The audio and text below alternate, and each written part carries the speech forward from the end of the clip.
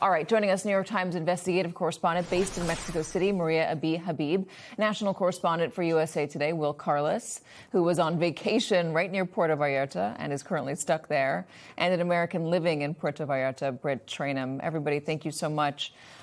First, I want to start, I want to start with you, Britt. You live there. What did you wake up to?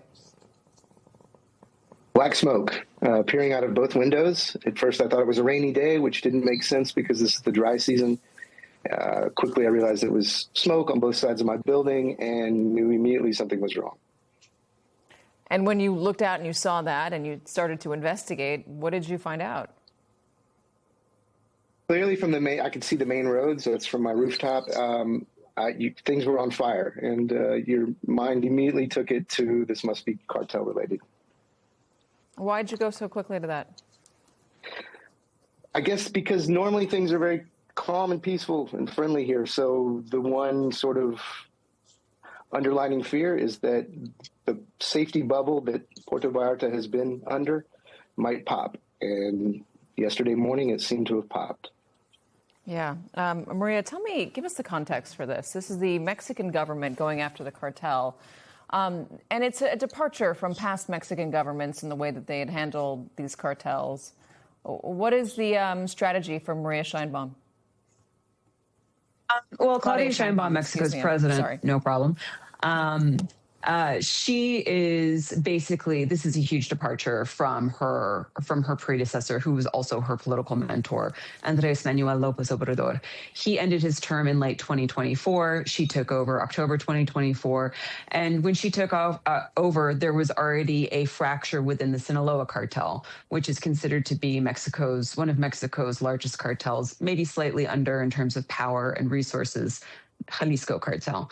So when the government here announced that they had killed El Mencho, the head of the Jalisco cartel, already to the north, Mexican security forces have been involved in a very bloody battle against the Jalisco cartel's rivals, which is the Sinaloa cartel. So right now, Mexico has a war on two fronts.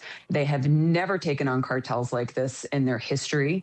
And whether or not they can take on these two cartels, which in terms of manpower and firepower, oftentimes rival Mexican security forces, remains to be seen. It is very difficult to have success in a two-front war. However, nobody can take away from them this major win, which is they took out El Mencho, and he is today's modern-day Pablo Escobar. Is the Mexican government, is the army equipped to handle this? I know you're talking about how difficult it is, but do they have, these cartels are heavily armed. They have weaponry that is, it's not just guns any longer. It's very serious weaponry. Can the Mexican government, Mexican security forces handle this? This is the big question. They have never been tested on this scale before. Even maybe 15 years ago, when former President Calderon decided to take on the drug violence here, he decided to take on one cartel, which was in the country's north. And that cartel did not have nearly the power or the reach geographically that these two cartels have. So by entering the second front against the Jalisco cartel, when they already have an active war in the north of the country against the Sinaloa cartel, this is going to test the Mexican military and other security forces like we've never seen before. When they want to do it, they can do it. It's been shown this was not easy. The Americans have been trying to get El Mencho for years. This has been an operation that they have tried to do for years together bilaterally. So this is a huge success. But where do we go from here, and what is the intention? Yeah. We don't fully understand the strategy yet, and we're waiting for them to announce the strategy. Is it one and done? You take out the cartel leader and you pack up and go home? Or is it going to be what you need to take out an organization like this, which has a global reach, is invested in the avocados you eat to the hotels that you might stay in? You have to attack finances. You have to attack the middle leadership, not just the top leadership. So whether or not they plan to do that, we are all waiting to figure out what is the strategy. Yeah, and just, Maria, just to remind everybody, in case you're not a giant World Cup fan, the World Cup is being hosted partially down there in just a couple months. I think there's 4 games in Guadalajara. How does Mexico guarantee security given this? This is part of the reason why it was so shocking for everybody, even diplomats in Mexico, people who used to be based in Mexico as ambassadors or whatnot, is, first of all, for any military, even the U.S. military, to open up a two-front war, that's complicated and very difficult. And then for this to happen just a few months before the World Cup, that's also extremely complicated. Do we think that they're going to cancel those games in Guadalajara and maybe move them up north to Monterrey, which is peaceful, to Mexico City, which is peaceful so far? We'll see. But also, Guadalajara is Mexico's third largest economy, and this is going to have national impact on the national economy.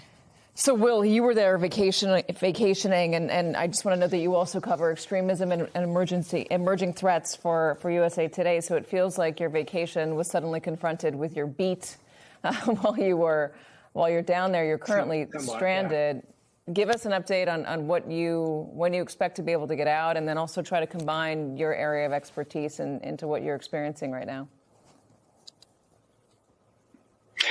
Well, so yeah, as you note, I cover domestic extremism in the United States, so kind of a very different world to the drug cartels down here. But I did come to try and unplug for a few days and instead ended up kind of snarled down here. We were leaving to go to the airport yesterday. We're in a little beach town called Sayulita, which is about an hour north of Puerto Vallarta. And we were told in no uncertain terms by the hotel manager, don't get on the roads. There are blockades. There's all sorts of violence. I think the main factor here is that there are tens of thousands of tourists here. A lot of people from Canada, a lot of people from the States, kind of trying to get some winter sun.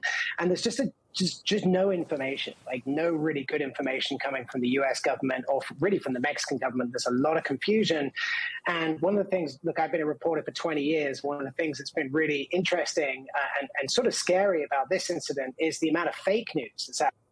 I mean, the number of times people have come up to me and said, the airports are closed or Costco's on fire and all of these different things that are just sort of videos that are spreading around the internet is pretty alarming to see. Like, yes, there are obviously security incidents going on, but trying to separate what's actually happening from what's rumor and just made up and AI video is pretty tricky, and it's quite interesting to see.